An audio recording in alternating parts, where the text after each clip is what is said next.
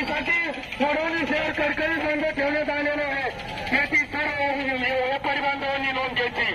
जर कोणी दुकानं उघडलं त्याचा अनुचित प्रकार घडला तर त्याला आम्ही जबाबदार राहणार नाही, ही आमची कडकडीची विनंती आहे। एकाच पर्व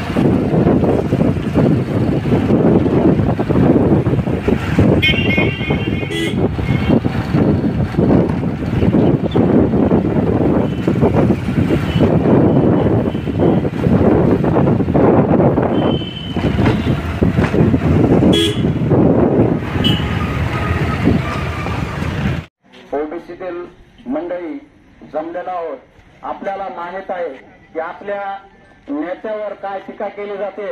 व्हॉट्सअप असेल, फेसबुक असेल, यावरून आपल्याला भडकवण्याचा प्रयत्न केला जातो। तरी आपल्या सर्व समाज बांधवांनी, जे ओबीसी समाज बांधव आहे, यांनी शांत न बसता ज्या कमेंट आल्या त्या कमेंटला उत्तर दिलंच पाहिजे आणि दाखवलं पाहिजे की हा समाज पण आता शांत बसलेला नाहीये आणि उगाच कुणाला भडकवण्याचा प्रयत्न कोणी या समाजाने ओबीसी समाजाला करू नये अशी मी त्यांना विनंती करतो। व ज्या कोणी कमेंट केले असेल त्यांना पोलीस प्रशासनाने व या इथलच्या एसपी साहेबांनी कडक कारवाई करून त्याच्यावर केलं। त्या कार्यकर्त्यावर शपथविधीची आम्ही साथ दिली, कारण तो तरुण कार्यकर्ता आपल्याकडे बघून त्या ठिकाणी आपल्या ओबीसी समाजाचं काम करतो। त्यामुळे इथून पुढे भुजबळ साहेबांनी आपल्याला संदेश दिलाय, मुंडे साहेबांनी आपल्याला स्वाभिमान दिलाय आणि त्या स्वाभिमान आपल्याला पुढे घेऊन जायचा आहे। ओबीसीच्या कार्यकर्त्याला कुणाला धक्का लागणार नाही, विनाकारण ओबीसी कुणाच्या वाटत जात नाही आणि वाटत झालं इथून पुढे जर आमच्या वाटत जाल तर याद राखा कुठेही असेल आता आम्ही गेलं पडणार नाही। झालं गेलं ते आता ते तुम्ही पंकज आमच्या बहिणीवर कमेंट करायला वेगवेगळ्या प्रकारच्या हे चुकीचं आहे। त्यामुळे ओबीसी समाज हा पूर्ण ताकदीने ओबीसी समाज बरोबर जे सगळे घटक आहेत, कोणत्याही व्यक्तीला काही जरी अडचण आली बीड जिल्ह्यामध्ये तर त्यांनी एकमेकांसोबत संपर्क करा आणि आपण या ठिकाणी ओबीसीची एकजूट या ठिकाणी निर्माण करू। मुंडे साहेब अमर रहे। बीड जिल्हा आहे, या बीड जिल्ह्याच्या मातीत अनेक मोठे नेते मंडळी होऊन गेलेले आहेत। आदरणीय मुंडे साहेबांची आपल्याला सर्व समाज एक समान, सर्व धर्म समभाव ठेवण्याची शिकवण असताना देखील वातावरण बिघडणं, सामाजिक सलोखा बिघडण्याचा प्रयत्न केलेला आहे। वडवणी शहरात रॅली काढून माननीय पोलीस निरीक्षक वडवणी व तहसीलदार यांना निवेदन देण्यासाठी आपण या ठिकाणी जमलेलो आहोत। या ठिकाणी ओबीसीच्या प्रत्येक चळवळीतली, प्रत्येक घडामोडीतली जाण असलेले वडवणी तालुक्याचे आपल्या ओबीसीचे प्रमुख माननीय वैजनाथरावजी शिंदे साहेब यांना विनंती करतो की या ठिकाणी आपण आम्ही बंजारा समाजाच्या वतीनं जाहीर निषेध करतो।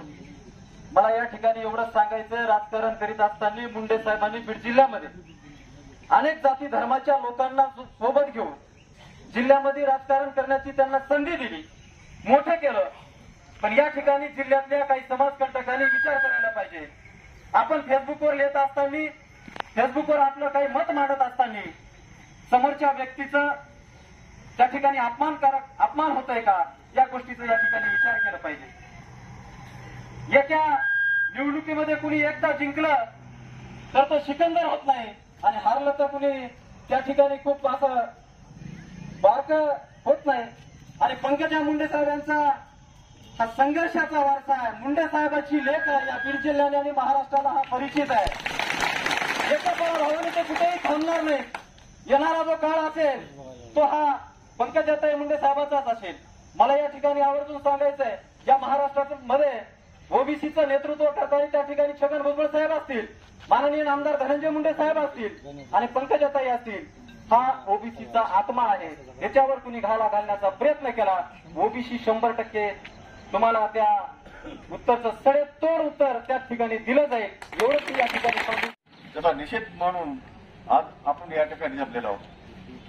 गेली 6 महिन्यापासून आपण पाहतो की ओबीसी समाजाच्या सर्व नेत्यावर जी टीका झाली आणि ती ओबीसी समाजाने सहन केली, परंतु आता ओबीसी समाजाचा सहनशीलता सुटलेली आहे। म्हणून यापुढे ओबीसी समाज अशा टीका खपून घेणार नाही याची प्रशासनाने दखल घेतली पाहिजे। तसंच मला या ठिकाणी आवर्जून सांगायचंय, पंकजाताईचा फार थोड्या मताने पराभव झाला, विषारी प्रचार झाला आणि त्याच्यामुळे थोड्या मताने पराभव झाला। मला या ठिकाणी विनंती करायची, सर्व ओबीसी समाजामार्फत भारतीय जनता पार्टीच्या महाराष्ट्र आणि केंद्राच्या सर्व नेत्यांना पंकजाताईचं पुनर्वसन करावं अशी या ठिकाणी मला शासनाला विनंती करायची। आणि यापुढं जर अशी कुणी जर विधानं केली तर शासनाने त्याच्यावर कठोर कारवाई करावी अशी मला सांगायचं आहे। या ठिकाणी सर्व ओबीसीचे नेते कार्यकर्ते व ओबीसीचे सर्व कार्यकर्ते यांना मी शुभेच्छा देतो की आज आपण मोठ्या ठिकाणी मोठ्या संख्येने या ठिकाणी आपण या पोस्ट निषेधार्थ जमलेलो आहोत। मी प्रशासनाला सांगू इच्छितो की प्रशासनाने ज्यावेळेस सुरुवातीला अशा पोस्ट व्हायरल व्हायला लागल्या त्यावेळेस जर त्यावर ऍक्शन घेतली असती तर असे प्रसंग आले नसते। प्रत्येक समाजाने आपापल्या इलेक्शन असतात, इलेक्शन करीत असताना, इलेक्शन लढत असताना मतं घ्यायची असतात, परंतु प्रत्येक समाजामध्ये भांडणं लावून मतं घ्यायची नसतात। आपल्या परीनं व्यवस्थित प्रचार करून मतं घ्यायची असतात। दोन्हीपैकी निवडून येणारा एकच असतो, परंतु ज्या काय खालच्या थराला निवडणूक झाल्यानंतरही ताईसाहेबांच्या विषयी ज्या विषारी प्रचार केला जातो, विषारी कमेंट केल्या जातात, त्या काही योग्य नाही। या आंदोलनातील सर्व लोक आज आपल्या नेत्या या महाराष्ट्राचे रणरागिणी आदरणीय पंकजाताई यांच्यावर जी मागच्या 5-6 दिवसापूर्वी वैयक्तिक टिप्पणी करण्यात आली, तसेच मागच्या काही दिवसापासून 1 ते 2 महिन्यापासून अत्यंत खालच्या पातळीवर टीका करण्यात येत आहे।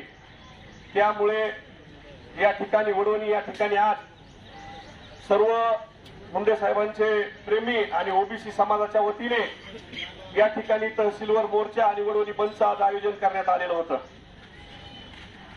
खरं म्हणजे कुणी आपल्या नेत्याविषयी काय म्हणावं, वैयक्तिक हा त्यांचा अधिकार आहे, परंतु दुसऱ्याच्या नेत्याविषयी टिप्पणी करताना प्रत्येकाने विचार केला पाहिजे, कारण त्यांना मानणारा वर्ग खूप मोठा असतो, त्यांच्यावर प्रेम करणारा वर्ग खूप मोठा असतो। आणि अशाच पद्धतीने विनाकारण काही संबंध नसताना या महाराष्ट्रातील ओबीसीच्या नेत्यावर, राजकीय नेत्यावर, राजकीय प्रेरणेतून म्हणा किंवा वैयक्तिक हेवेदाव्यातून म्हणा, परंतु कशाचा तरी फायदा घेऊन किंवा आंदोलनाच्या आडून या ठिकाणी वैयक्तिक टीका टिप्पणी करण्याचा मागच्या 2 महिन्यापासून या ठिकाणी प्रयत्न होत आहे। आणि ओबीसी समाज आपापल्या नेत्यांच्या विषयीच्या टीका टिप्पणी पाहत होते, परंतु आतापर्यंत सर्वांनी शांतपणे सहन केलं. परंतु आता ही टीका टिप्पणी अत्यंत खालच्या पातळीवर जात आहे. त्यामुळे आता संपूर्ण या भागातील वडवणी तालुक्यातील बीड जिल्ह्यातील आपल्या नेत्यावर प्रेम करणारे ओबीसी समाज आणि त्यांचे कार्यकर्ते असतील ते सर्व आज या ठिकाणी रस्त्यावर उतरलेले आहेत. शिरूरला देखील फार मोठा मोर्चा झाला, परळीला देखील बंद झाला आणि माझी या ठिकाणी या जे कोणी टीका टिप्पणी करत आहेत त्यांना आता या ठिकाणी हा इशारा आहे, इथून पुढे जर आमच्या नेत्याविषयी कुणी टीका टिप्पणी केली तर त्यांना कुणीही या ठिकाणी मोकळं सोडणार नाही, त्याची गय केली जाणार नाही.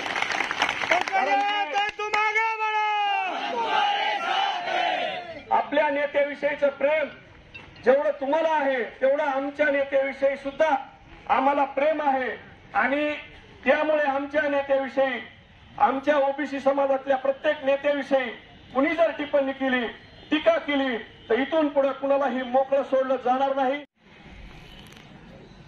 एका जत्राने देव म्हातारा होत नाही म्हणतात ना, तसं ह्या निवडणुकीनंतर निवडणुकाच नाहीत का आता, निवडणुकच होणार नाही. हीच कडीला जाणार आहे का आता, हेच खासदारांनी हीच सत्ता तुमचं तर हेच कडीला. अरे आतापर्यंत मराठा समाजाला आम्ही केलं ना मतदान,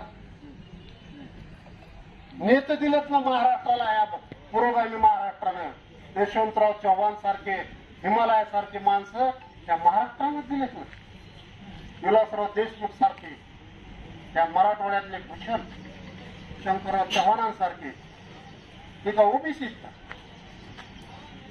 त्यावेळेस कुणाच्या स्वप्नात नव्हतं आपलं ओबीसी जातन धर्म काय विचार थोडं आलाय डोक्यामध्ये. असं करणं बरं नाही, तुम्हीच करू नये अशी माझी सर्वांना कळकळीची नम्र विनंती आहे. असं कोणी समजायचं नाही माझ्या मोबाईल सायबर हे खातं सगळ्याच्या नोंदी ठेवते. तुम्हाला वाटतं असं कुठे 130 कोटीची नोंद असते का? त्यांच्याकडे एवढ्या जागा शिल्लक आहे, तुमच्या नोंदी करून द्या, अजून शिल्लकच आहे जागा त्यांच्या यंत्रणेमध्ये, म्हणजे तुमची माहिती घेण्यासाठी. असं कोणी समजायची गरज नाही. त्याच्यामुळं आता जी मागणी केली ज्यांनी ज्यांनी असे टाकलेत मेसेज त्यांच्यावर कार्य व्हावं, त्याच्यात सगळेच अडकत येईल पुन्हा. त्याच्यामुळे हे करणं चांगलं नाही. शासन कालचा शपथविधी होईपर्यंत शांत आहे. भविष्यामध्ये अशा घटना घडल्या प्रशासन आणि शासन कुणाची कदर करणार नाही, कुणाची इज्जत करणार नाही, लक्षात ठेवा. त्याच्यामुळे माझी विनंती सगळ्याला, त्यांना आणि आपल्या लोकांना, कारण दुसऱ्याचं बघायचं वापरून आपलं झाकून असाच नाही. आपण बी त्यांचं बघायचं नाही, त्यांनी सुद्धा आपलं बघू नये. कोण कितने गहरे पाणी में त्यांनाही माहिती ना आपल्यालाही माहिती. त्याच्यामुळे माझी विनंती सर्वांनी पूर्वीपासून जसं चालत आलं माहोल वातावरण, उगा आता हे दुष्काळ मरणाचा आणि हे काम प्रशासनाला, तहसीलदारला हे काम, केस करा, पोलीस स्टेशनला हे काम, पकडा आरोपी, काय तर म्हणले मेसेज ह्यांनी बॅड मेसेज पास केले. आता हेच काम धंदे प्रशासनाला लावायचे का? जनतेचे काम ठेवायचे का बाजूला?